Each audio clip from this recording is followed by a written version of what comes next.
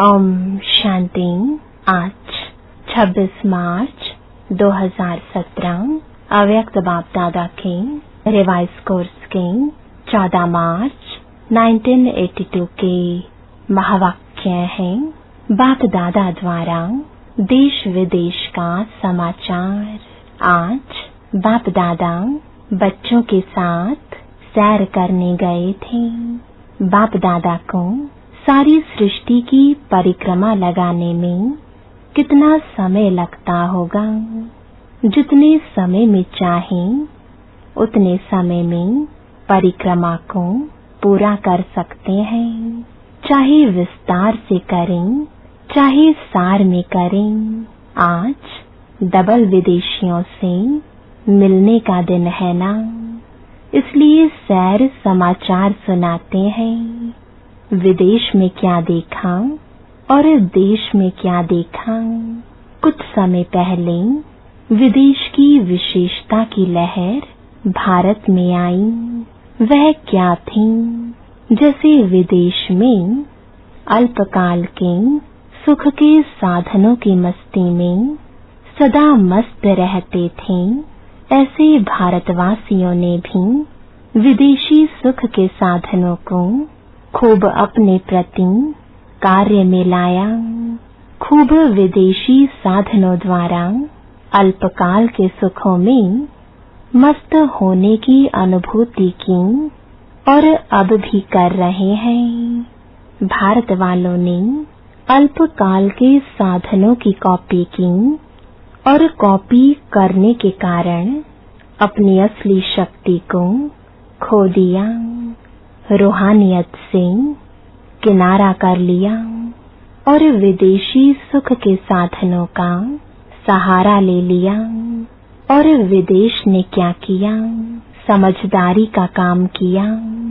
भारत की असली रूहानी शक्ति ने उन्हों को विदेश में आकर्षित किया।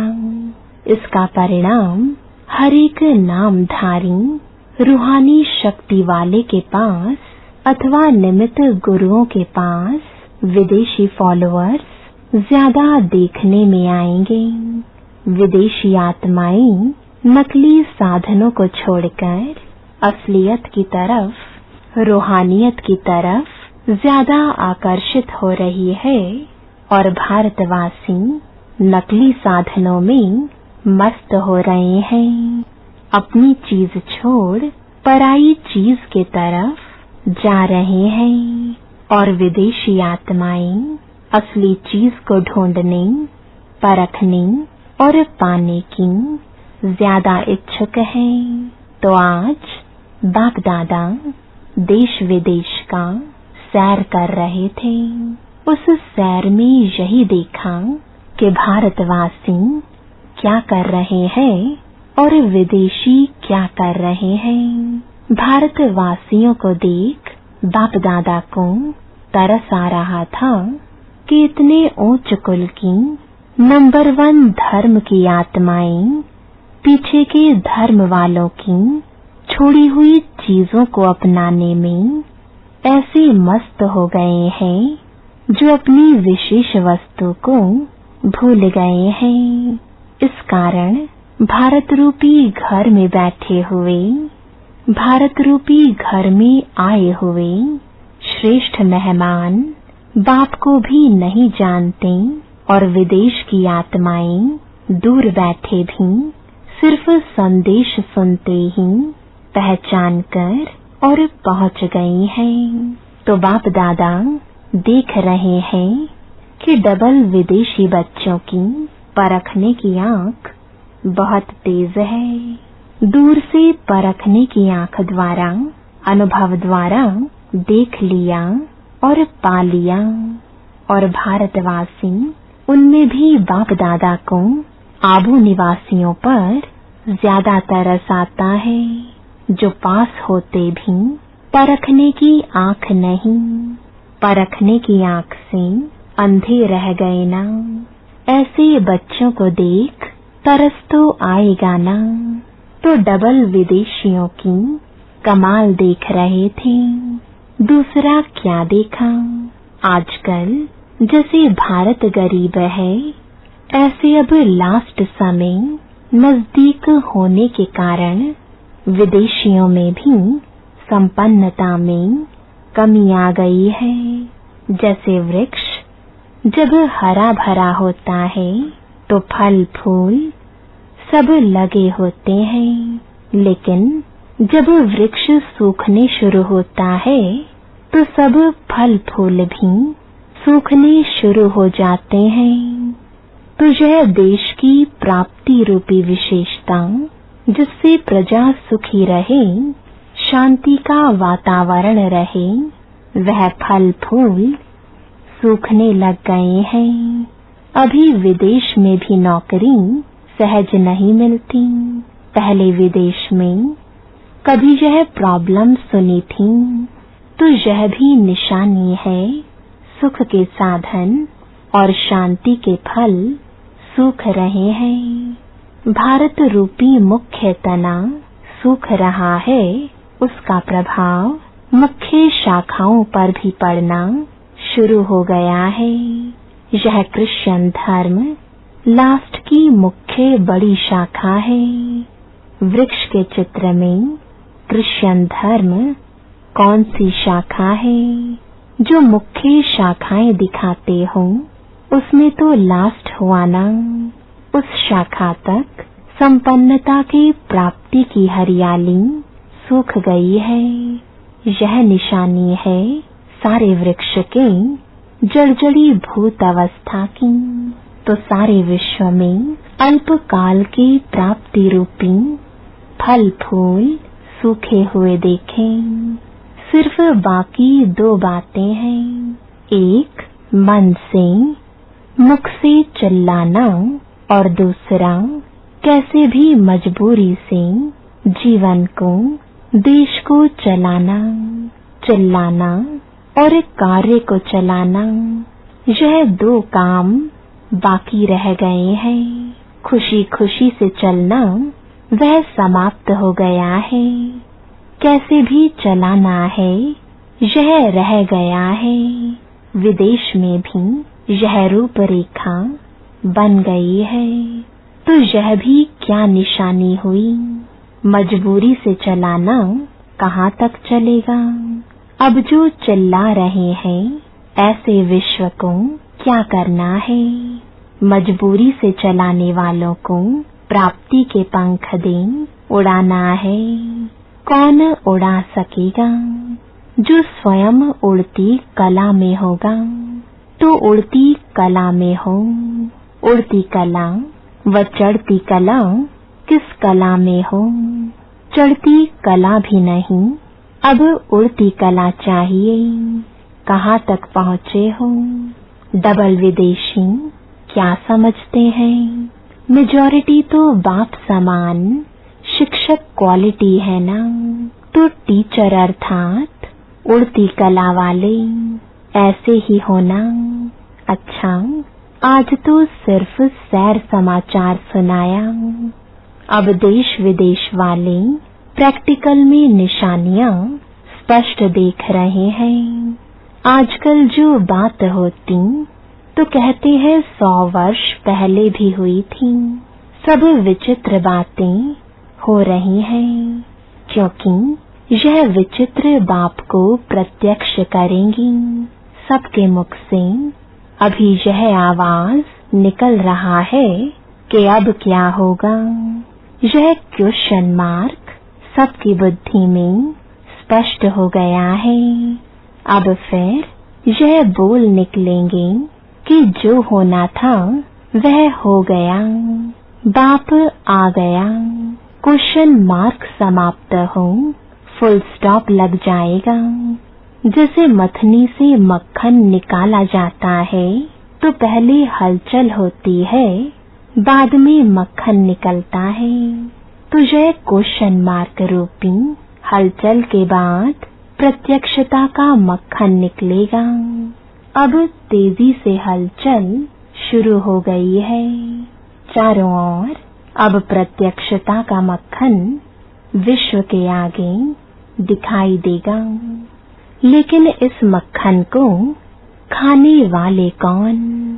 तैयार होना खाने के लिए सभी आप फरिश्तों का आह्वान कर रहे हैं। अच्छा, सर्व अप्राप्त आत्माओं को सर्व प्राप्ति कराने वाले, सर्व को परखने का नेत्र दान करने वाले महादानी, सर्व को संतुष्टता का वरदान देने वाले वरदानी संतुष्ट आत्माएं सदा स्व की प्राप्ति के पंखों द्वारा अन्य आत्माओं को उड़ाने वाले, सदा उड़ती कला वाले, सदा स्व द्वारा बाप को प्रत्यक्ष करने वाले, विश्व के आगे प्रख्यात होने वाले श्रेष्ठ आत्माओं को बाप दादा का याद प्यार और नमस्ते। विदेशी बच्चों के साथ अव्यक्त बाप दादा की पर्सनल मुलाकात। सदा अपने को सर्व प्राप्ति संपन्न अनुभव करते हो। सर्व प्राप्तियों की अनुभूति है। जिस आत्मा को सर्व प्राप्तियों की अनुभूति होगी, उनकी निशानी क्या दिखाई देगी? वह सदा संतुष्ट होगा। उनके चेहरे पर सदा प्रसन्नता की निशानी दिखाई देगी। उनके चेहरे से दिखाई देगा कि यह सब कुछ पाई हुई आत्मा है। जैसे देखो लौकिक रीति से जो राजकुमार राजकुमारी होते हैं, वे ऊंचे कुल के होते हैं, तो उनके चेहरे से दिखाई देता कि यह भरपूर आत्माएं हैं। ऐसे आप रूहानी कुल की आत्माओं के चेहरे से दिखाई दें। जो किसको नहीं मिला है वह इनको मिला है। ऐसे अनुभव होता है कि हमारी चलन और चेहरा बदल गया है। चेहरे पर प्राप्ति की चमक आ गई है। डबल विदेशियों को डबल चांस मिला है, तो सेवा भी डबल करनी है। डबल सेवा कैसे करेंगे? सिर्फ वाणी से नहीं, लेकिन चलन से भी और चेहरे से भी। जैसे स्वयं परवाने बने हों, ऐसे अनेक परवानों को क्षमा के पास लाने वाली आत्माएं हों, तो आपकी उड़ान देखते ही अन्य परवाने भी आपके पीछे पीछे उड़ने लग जाएंगे। जैसे आप सभी हर बात की गहराई में जाते हो, ऐसे हर गुण की अनुभूति की गहराई में जाओ। जितनी गहराई में जाएंगे, उतना रोज नया अनुभव कर सकेंगे। जैसे शांत स्वरूप का अनुभव रोज करते हो, वैसे हर रोज नवीनता का अनुभव करो। नया अनुभव तब होगा जब एकांतवासी होंगे। एकांतवासी अर्थात सदा स्थूल एकांत के साथ साथ एक के अंत में सदा रहना। एक बाबा शब्द भी जो बार बार कहते हो, वह हर बार नया अनुभव होना चाहिए। जैसे शुरू में जब आए तब भी बाबा शब्द कहते थे, मधुबन में आए तब भी यही बोला, और अब जब जाएंगे तब भी बाबा शब्द बोलेंगे। लेकिन पहले बोलने में और अब के बोलने में कितना अंतर होगा? यह अनुभव तो है ना। बाबा शब्द तो वही है, लेकिन जिगरी प्राप्ति के आधार पर वही बाबा शब्द अनुभव में आगे बढ़ता गया, तो फर्क पड़ता है ना। ऐसे सब गुणों में भी रोज नया अनुभव करो। शांत स्वरूप तो हो, लेकिन शांति की अनुभूति किस पॉइंट के आधार पर होती है? जैसे देखो, मैं आत्मा परम धाम निवासी हूँ, इससे भी शांति की अनुभूति होती है। और मैं आत्मा सतयुग में सुख शांत स्वरूप होंगी, उसका अनुभव देखो तो और होगा। ऐसे ही कर्म करते हुए अशांति के वातावरण में होते भी मैं आत्मा शांत स्वरूप हूँ, उसकी अनुभूति करते हो तो उसका अनुभव और होगा। फर्क तो हो गया ना तीनों में, है तो शांत स्वरूप। ऐसे रोज उस शांत स्वरूप की अनुभूति में भी प्रोग्रेस हो। कभी किस पॉइंट से शांत स्वरूप की अनुभूति करो, कभी किससे, तो रोज का नया अनुभव होगा और सदा इसी में बिजी रहेंगे कि नया नया मिले। नहीं तो क्या होता है, चलते चलते वही याद की विधि, वही मुरली सुनने और सुनाने की विधि, फिर वही बात कहाँ कहाँ कॉमन अनुभव होने लगती है। इसलिए फिर उमंग भी जैसे सदा रहता है वैसे ही रहता है, आगे नहीं बढ़ता। और इसके रिजल्ट में फिर कहाँ अलबेलापन भी आ जाता है। यह तो मुझे आता ही है, यह तो जानते ही है। तोड़ती कला के बजाय ठहरती कला हो जाती है। इसलिए स्वयं तथा जिन आत्माओं के लिए निमित्त बनते हो, उन्हें सदा नवीनता का अनुभव कराने के लिए यह विधि जरूर चाहिए। समझा? आप सब मेजॉरिटी सेवा की निमित्त आत्माएं होना, तो यह विशेषता जरूर धारण करनी है। रोज कोई ना कोई पॉइंट निकालो। शांत स्वरूप की अनुभूति की पॉइंट्स क्या है? ऐसे प्रेम स्वरूप, आनंद स्वरूप सबकी विशेष पॉइंट बुद्धि में रखते हुए रोज नया नया अनुभव करो। सदा ऐसे समझो कि आज नया अनुभव करके औरों को कराना है। फिर अमृत वेले बैठने में भी बड़ी रुचि होगी। नहीं तो कभी कभी सुस्ती की लहर आ जाती है। जहाँ नई चीज मिलती है वहाँ सुस्ती नहीं होती है, और वही वही बातें हैं तो सुस्ती आने लगती है। तो समझा क्या करना है, तरीका समझ में आया। अभी कोई प्रश्न पूछना है तो पूछो। विदेशियों को वैसे भी वैरायटी अच्छी लगती है। जैसे पिकनिक में नमकीन भी चाहिए, मीठा भी चाहिए और वैरायटी प्रकार का चाहिए। तो जब भी अनुभव करने बैठते हो तो समझो अभी बाप दादा से वैरायटी पिकनिक करने जा रहे हैं। पिकनिक का नाम सुनकर ही फुर्त हो जाएंगे, सुस्ती भाग जाएगी।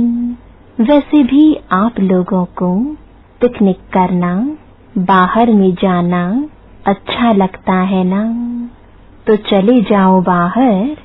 कभी परम धाम में चले जाओ, कभी स्वर्ग में चले जाओ, कभी मधुबन में आ जाओ, कभी लंदन सेंटर में चले जाओ, कभी ऑस्ट्रेलिया पहुंच जाओ। वैरायटी होने से रमणीकता में आ जाएंगे। अच्छा, वरदान है बेहद के संपूर्ण अधिकार की निश्चय और रूहानी नशे में रहने वाले सर्वश्रेष्ठ संपत्तिवान भव। वर्तमान समय आप बच्चे ऐसे श्रेष्ठ संपूर्ण अधिकारी बनते हो जो स्वयं ऑलमाइटी अथॉरिटी के ऊपर आपका अधिकार है। परमात्मा अधिकारी बच्चे सर्व संबंधों का और सर्व संपत्ति का अधिकार प्राप्त कर लेते हैं। इस समय ही बाप द्वारा सर्वश्रेष्ठ संपत्ति भव का वरदान मिलता है। आपके पास सर्व गुणों की, सर्व शक्तियों की और श्रेष्ठ ज्ञान की अविनाशी संपत्ति है। इसलिए आप जैसा संपत्तिवान और कोई नहीं। स्लोगन है, सदा अलर्ट रहो तो अलबेलापन समाप्त हो जाएगा। ओम शांति।